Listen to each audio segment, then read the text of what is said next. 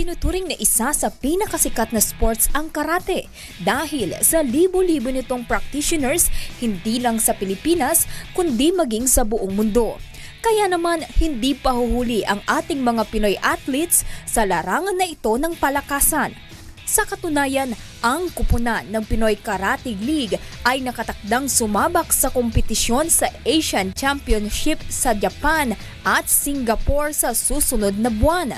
Dahil sa kanilang pagkahilig sa sports na karate, isang advokasya laban sa bullying ang kanilang isinusulong sa mga paaralan sa pamamagitan ng pagtuturo ng karate ng libre sa mga kabataan.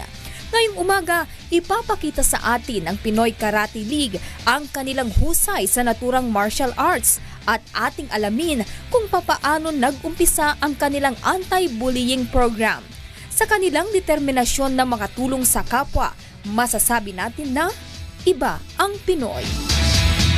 Okay mga kasambahay, Karatido pala. Karatido, yan kasama po natin ang mga batang Pinoy Karatido. At ang una nating guest ngayong umaga ay si Ambassador Dennis Q. Aquino. Siya po ang anti-bullying and chairman ng Progressive Karatido League. Kasama rin po natin ngayong umaga mga kasabay si Mr. Bong Gamboa. Siya naman po ang Progressive Karatido League Wado Angeles City ng Wado. Wado ba yan? Wado, okay. Si J.M. Candelaria po, ang Progressive Karatido League naman ng Laguna. Magandang umaga po and welcome sa Good Morning Kuya. Good morning, Kuya. Hi. Pala progressive yun. It's Philippine Karatido League. So, PKL ang tawag sa kanila. Ayan. Ang tanungin muna natin si Shihan Master, no? Kailan po ba na itatag itong PKL natin? Ay, yung Philippine Karatido League, founded in 1994 so with only 7 students. Right now, we have around hundreds of students na. We have branches, 45 branches nationwide, scattered nationwide. Pero saan po kayo nag-start? Saang branch po ito we started the PKL in Santa Rosa, Laguna. Kayo po mismo ang nag-start yan, Sir Dennis? Opo, apat po kami founder nito. Ako, si Ramila Bragon, si Jun Aquino, at saka si Leonidas Bigata. Oo. Matagal na yung Karatido eh. Sa inyo po, bakit naman yan po ang pinili nyong pasukan na sports? Kami ay skinny and asthmatic boy. So my family doctor told me na kailangan ma-engage ako sa sports. Okay. They told me na sa swimming, but I hate swimming kasi. Opo. Kasi that's an outdoor game. Right. So I decided to join na lang into martial arts, which is Karatido nga. So aside from health benefits niya, pwede rin siyang pang self-defense natin kasi ang dami ng It krimen, has to do something with your anti-bullying, di ba, connection. Kasi nung bata ako, nabully kasi ako noon. So through this kind of martial arts, I'm thinking ko kasi, pag maalam ako ng martial arts, pwede ko silang gantihan. Yung pala, hindi pala ganun yung martial arts. Martial arts is all about discipline daw eh. And na-develop yung personality ko through this kind of martial arts. So, ilang taon po yung kinikater natin dito sa ating PKL? From how young, tsaka how old po tayo dito? Ayun. Yung mga students natin. As long as yung kids alam nila yung left and right, Pwede na? pwede na. Kasi for the instruction eh. Okay. Kasi the sensei o yung shihan, yung left or right, so they can easily follow the instruction. Oo. What So, about yung maganda kids rin- na hindi well coordinated? Okay lang din ba yun? Natuturuan ba sila ng madali? So we have a lot of programs naman eh. Sometimes nga yung mga sensei nagiging yaya sila. Especially during summertime. Opo. Yung parent, they enroll their kids just to develop their personality, yung discipline. Maganda rin yan sa discipline. But let's ask also Sir Bong and Sir JM, Bong and JM. Bong, JM. Ayan. Kailan po kayo nag-start dito? Kailan kayo sumali sa PKL? Well, ako po mga 2-3 years na. 2 to 3 years Yes, na. And ikaw po ba, nabully nung araw? Kaya ka sumali rin sa PKL? Opo. Naranasan din po namin. Naranasan nyo rin. Si Sir yata, hindi mo yata naranasan yun. Naranasan ko. Naranasan mo rin. Kasi parang ang laki mo, parang ikaw yung nambubuli. Actually, started with PKL when I was 10. So 16 years na ako sa PKL. Wow. And what can you say about it? Nag-enjoy ako hindi lang yung martial arts na natutunan ko and also have mga nakilala ko iba't ibang uri ng tao, mga kaibigan, and also naka-travel din ako sa iba't ibang How lugar. many members do you have right now in Under my organization or under my club, I do have 10 students. 10 students already? Okay. Sa inyo po? Sa akin po, more than 20 students. Ages? Pinakabata po is 5. 5 years old. And the oldest is? Oldest ko po is 32 years old. So, pwede pang sumali ang 32 Rina. Kanina pinag-uusapan natin na mention ni Shihan Master, no? Yung disiplina. Ano po ba yung mga disiplinang na ituturo dito sa sports na to? Kasi yung martial arts kasi, number one nga yun, nadidevelop yung personality nila. Yung sa regard ng discipline, kasi first na pinag-aaral sa martial arts, yung basic courtesy. So, there are two types of people daw in the country. One yung may courtesy sa buhay, which is, yun ang isa sa tinuturo namin student. Second, yung mga opportunist ng tao. So, those who are not practicing, taking advantage, yung mga ganon, station.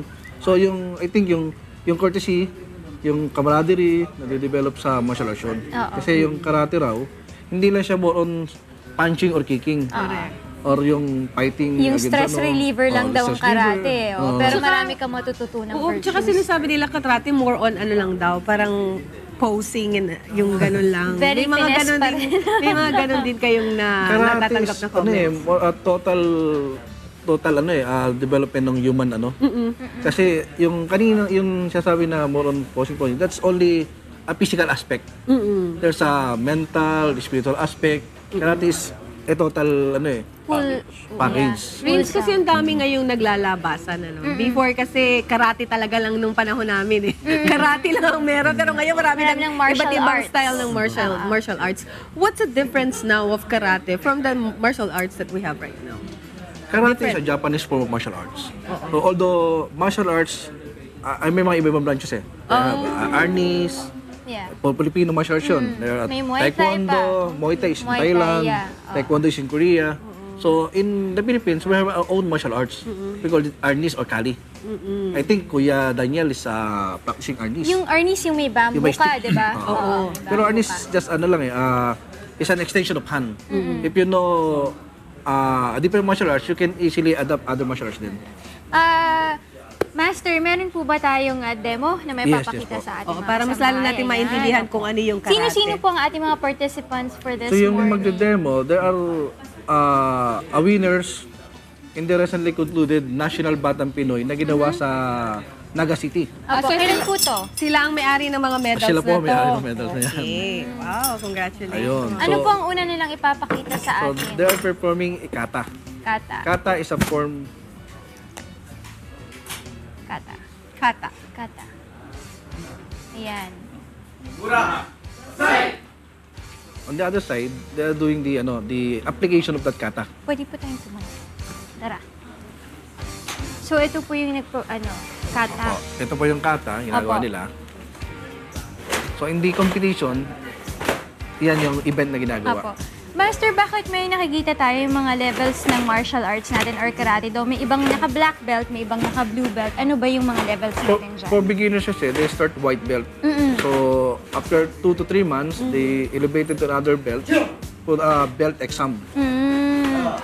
So they have to perform kata, application ng kata, sparring. Yung pagpapromote nyo sa kanila sa another belt, does it depend on their performance as well? Kung mahina or mabagal yung kanilang progression ba, hindi nyo ba agad Yes, sila yes, yes. in-elevate? How many times, sir, sila kailangan mag-practice in 1 week? It depends on some schools they practice once a week.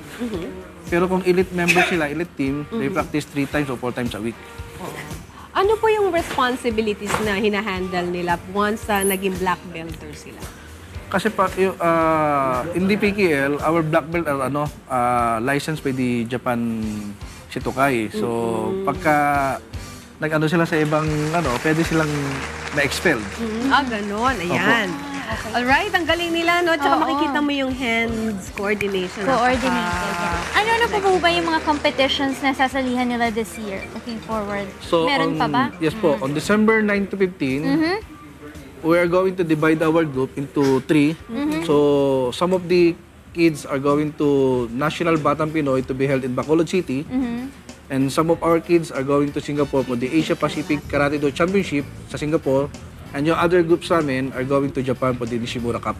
Wow. So may Singapore, may Japan, tsaka may Bacolod tayo. Wow. Congratulations at good luck Looking sa inyo. forward. po. At para po dun sa mga nais naman ding sumali ng Karate Do, where can they contact you? Do you have an email address or a Website. phone number?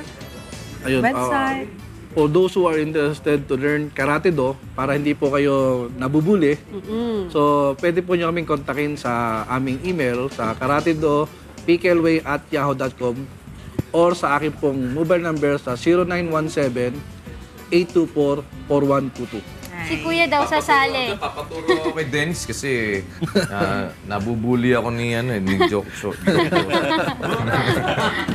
Kala ko si Angela yung Biktima ka ba ng bullying, Dennis? Nung bata po ako, Nabully ka rin? nabuli rin. Ayan. Ayan, si Lynn, ito madalas nabubuli. Ay, opo. May babatiin daw si Master. Please, go. Opo, binabati ko po ang aking boss, ang aking lady boss, ang aking mayor Arlene B. Arcilas, at ang aking pong opisina, ang City Sports Development Office sa Santa Rosa, Laguna. Ay, Diego, paturo ko kay Dennis. Para daw kay Angel. Parang hindi ka nabubuli ni Angel. May hawak ni Angel, shotgun. Ano daw pang ilag pag sa Dennis? Tuturuan ka sumalag. Yakap ko lang sa gabi, nakatutok eh. Sige. Tuturuan ka daw nilang tumakbo. Hindi kasi lalo na ngayon, di ba, yung mga nababalita, mga taxi na nang-hold up. Pero pagka, bigay nyo na lang. Tumakbo na lang kayo. Mahirap yung mahirap yung mga salbahe, no? Kaya, well, at least, yung pagturo ng disiplina. So, nagko-compete sila, no? Yes, Kuya. Meron silang competition. Anti-bullying ambassador na pala ngayon si Dennis, ha? Talaga nga naman, Turuan mo kami, ha? Ayan, si Rina. Ayan, thank you so much kay Shihan Master nila si Dennis Q. Aquino at nakasama din natin this morning, no? Si Bong Gamboa and JM Calan. Ngayon naman, puntahan natin si Angela kasama si Mr. Arman Lorenzo sa ating kusina. Angel. Thank you, Rina. Narinig ko na yung pangalan ko dyan, Hindi ako bully. Bawal ka daw. Papaturuan ni Kuya, si Diego. Ang layo mo na, nambubuli ka pa rin. ng martial arts. Ay, nako. Well, basta pagkasweldo niyan, titingnan ko lang si Diego. Gaganon ko lang si Diego. Actually, ang ituturo nga daw sa kanya kung paano tumakbo eh. Ayun na mahirap. Hindi Kasi matuturo wala yan. sira na tuhod nito. Hindi na matuturo yan. Good luck sa inyo. Alright, dito po tayo ngayon sa ating Health Corner kung saan, of course, kasama pa rin natin ang ating health advocate na si Mr. Arman Lorenzo. Hi, good morning. And Christian, hello. Good morning. So, ano gagawin natin? Okay, ngayong umaga po gagawa po tayo ng chia cracker. So, ang gagawin po natin na binder, so ito po ay flourless, so gluten-free din siya. Wow! Gagamitin natin yung matte stone para mag-grind natin yung red rice. So, ingredients po natin, we have the red rice, meron po tayong sunflower seed. Kung walang sunflower seed, pwedeng pumpkin seed. Meron tayong chia, meron tayong sesame. Tapos yung pinaka-flavoring na ginamit natin, onion, tsaka garlic, and sea salt. Wow! And then, konting teaspoon, 1 teaspoon lang po ng VCO, virgin coconut oil, para magkaroon siya ng oil. Medyo lumambot-lambot. Lumambot siya. Dulas-dulas. Napakadali lang po. Ang matte stone kasi, hindi lang po siya pang juicer nga, pwede po siyang pang grinder din. So makikita nyo, pinakamahirap na gawin dito, kung paano natin didikdikin yung red rice. So makikita nyo dito. Gusto ko check ko lang yung texture niya. Wow! Ayan powdery na talaga Powdery siya. na talaga siya. So pagsasama-samahin lang po natin to, pag na-powder na siya, pagsasama-samahin po natin yung chia, and then yung sesame, and then i-hydrate natin siya ng water para yung chia mag-absorb siya ng tubig. Kapag nag-absorb na siya ng tubig, ang mangyayari po doon, magiging parang dough na katulad na nito. Ayan. Ganyan. Magiging So, ganito ganun yung lang. itsura niya. Ilang water yung ilalagay 1 cup. 1 cup of water. Tapos, lahat mix na lang yun Mix after lang nila. ma-matte stone na nila. Kung gusto lang mag-add ng mga ibang spices, for example, yung mga Ano-ano pa ba? lemon rind, ginger, pwede rin Pwede ginger. yung mga orange. Pwede rin yung mga orange kung gusto lang may sweet taste, pwede konting sugar siguro, or kahit yung mga fresh na mga fruit beets. Pwede nila yun. lagyan, oo. So, marami they kayong can magagawa. experiment. Exactly. As long as they have matte stone. As long as meron silang matte stone at yung pinaka-grinder, napaka-easy pong gawin. So kapag po, Then, so, ito na yun, ito na po yung gagawin nyo. So, ibe-bake nyo lang po ito Then right after mga 20 minutes, kapag medyo tumigas na siya, ikakat lang po natin. Kakat nyo lang po. At po pag nakat nyo na siya, ibalik uli siya sa oven. Magiging ganito na yung itsura niya. Magiging crackers na siya. Pagkabalik mo ng oven, di ba after 20 minutes na cut, pagbalik mo, mga ilang minutes na lang? Mga 15 to 20 uli eh. Okay. Sinecheck ko lang kasi baka minsan masunog. matigas-tigas. Ito yung matigas na siya eh. Oo. So ang benefit po ng chia, very rich po yan sa omega 3 and omega 6. At ang ating red rice, very high in antioxidant. Whole grain po yung ginamit natin dito. At nilagyan din natin siya ng rosemary para iba din yung taste niya. So doon po sa mga nagda-diet, this is ito po yung nire-recommend natin kasi high fiber siya and then napaka-nutritional. Yes, and of course, yung sa mga mothers na may mga anak silang diagnosed na ADHD, kasi usually ang sinasabi nilang magandang diet for the kids na diagnosed with ADHD is gluten-free diet. So this is also good for them. Para lang ma-encourage mo yung anak mo kumain ito, pwede sigurong ibang shape. Yeah, diba? napakarami lang pwedeng gawin dito. Kesa yung pong mga crackers na very rich doon sa mga trans fats and as well as yung mga white flour. Pero tanong ko, Arman, kailan kailan ang shelf life? Yung shelf life nito matagal hanggang 3 months. Basta lagyan na natin siya sa jar na well tight. Tumatagal siya. So, kahit lagyan lang po nila ng konting cheese yan kung gusto ho nilang magkaroon ng lasa. Pero iba po kasi talagang mga nag-yoga, yung mga talagang nag-exercise, ito lang talaga yung mga dala-dala nila. Ganda. Alright. Sige. Okay. Imbitahan mo na ating televiewers. Ang Matt Stone po, currently po, we're on sale. Mabibili niyo po siya less 1,000. And meron po siyang free na juice screen. So that's worth 350. So ang masisave nyo po, kung bibili po kayo ngayon, is almost 1,350. Check nyo lang po siya sa lahat po ng leading appliance store. Sabihin nyo lang po, Matt Stone. At ito po makikita nyo po rito ng mga ibang attachment. Libre na po ito. Kasama na po siya ng Matt Stone. Doon po sa mga ginagawa namin ng mga recipe dito, mapapanood nyo po yan sa YouTube, sa Whole Food Remedy, at meron din po kami mga posting sa Matt Stone Philippines.